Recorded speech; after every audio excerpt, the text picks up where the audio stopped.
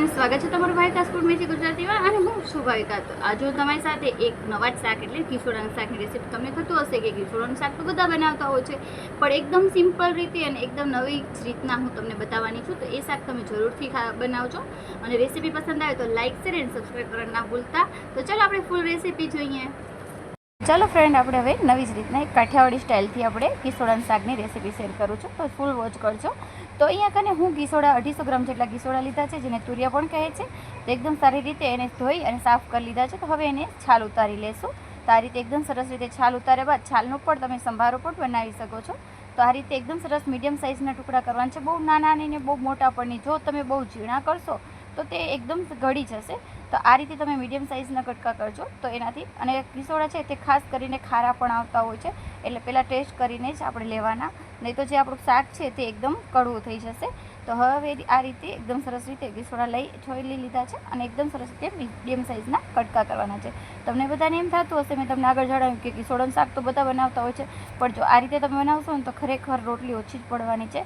તો જોઈ લેજો. તો આ રીતે આપણે ઘીસોડા બધા 250 ગ્રામ જેટલા ઘીસોડાને આપણે સરસ રીતે સમારી લીધા છે.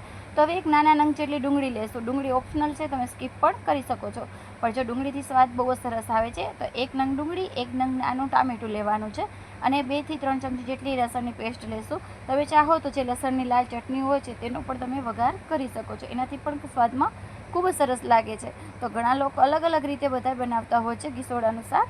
તો આપણે આ રીતે બનાવી છે કાઠિયાવાડી સ્ટાઇલથી. તો તમને કેવી લાગે છે ને રેસીપી મને કમેન્ટમાં જણાવવાનું ભૂલતા નહીં.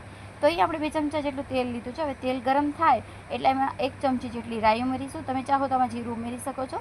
અને 2 ચમચી જેટલી લસણની પેસ્ટ, એકદમ સરસ રીતે સતળાઈ લસણની પેસ્ટ પછી જ આપણે આગળ પ્રોસેસ કરવાની છે બીજી. તો એનાથી સ્વાદ છે તે શાકમાં ખૂબ જ સરસ આવવાનું છે. તો અહીંયા કને મેં 1 ચપટી જેટલી હિંગ ઉમેરી છે. હિંગ ઉમેર્યા બાદ તરત જ આપણે ડુંગળી અને જે ટામેટાં સમારીને રાખ્યા હતા તે ઉમેરી લેવાના છે અને એકદમ સરસ રીતે તેને સાતળી લેવાના છે. તો તમે જોઈ શકો છો એકદમ સરસ રીતે સતળાઈ ગયા છે. તો આપણે એમાં થોડીક હળદર ઉમેરી દઈશું. હવે હળદર ઉમેર્યા બાદ આપણે જે કટ કરેલા ઘીસોડા છે તેને ઉમેરી દેવાના છે. હવે ઘીસોડા ઉમેરીને એકદમ સરસ રીતે મિક્સ કરી લેવાના છે.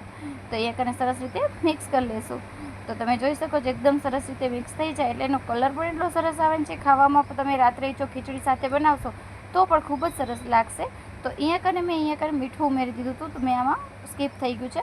તો મીઠું ઉમેરીને આપણે હલાવી લઈશું. તો તમે જોઈ શકો છો તો અહીંયા કને એકદમ સરસ રીતે આપણે હલાવીશું. તો જેનાથી તમે એકદમ સરસ રીતે તેલમાં સળસળશે તો એનાથી સ્વાદ ખૂબ જ સરસ આવે છે. તો હવે અહીંયા કને આપણે મસાલા એડ કરીશું. તો અહીંયા મેં લાલ મરચું ઉમેર્યું છે. તો 2 થી 3 ચમચી જેટલું તમે તમારી તીખાસ પ્રમાણે જોતું હોય તે પ્રમાણે તમે ઉમેરી શકો છો.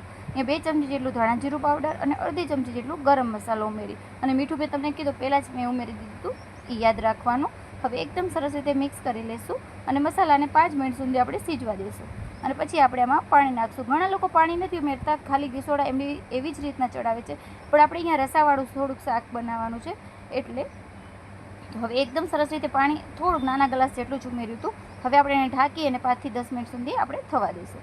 તો તમે જોઈ શકો છો હવે આપણે ચેક કરી લઈશું કે થઈ ગયું કે નહીં. તો તમે જોઈ શકો થોડુંક હજી આપણે એવું લાગે છે તો 5-10 મિનિટ 2 મિનિટ સુધી આપણે એને ઉકળવા દઈશું શાકને. હવે ઉકળી જાય એટલે તમે આની અંદર આપણે જે ખાવાની આપણે ચણાના લોટની સેવ આવે છે નોર્મલ સાદી જ તે ઉમેરવાની છે. તો મેં અહીંયા 1 વાટકી જેટલી સેવ ઉમેરી છે. તો તમે સેવ ઉમેરવાથી શાકનો સ્વાદ એકદમ સરસ લાગવાનો છે. તો તમે આ રીત જરૂર ટ્રાય કરજો. તો હવે એકદમ સરસ તે ચડી જાય અને એકદમ સરસ રીતે સેવ ને બધું આપણે શાકમાં પડી જાય એના લીધે આપણે 2 મિનિટ સુધી સીજવા દઈશું. તો તમે જોઈ શકો છો એકદમ કલર પણ ફાઇન આવ્યો છે. તો તૈયાર છે આપણો ઘીસોડાનું શાક. તો કેવી લાગી રેસીપી પ્લીઝ કમેન્ટમાં જરૂર જણાવજો. લાઇક શેર અને સબસ્ક્રાઈબ કરવાનું ના ભૂલતા. Thank you so much video જોવા માટે.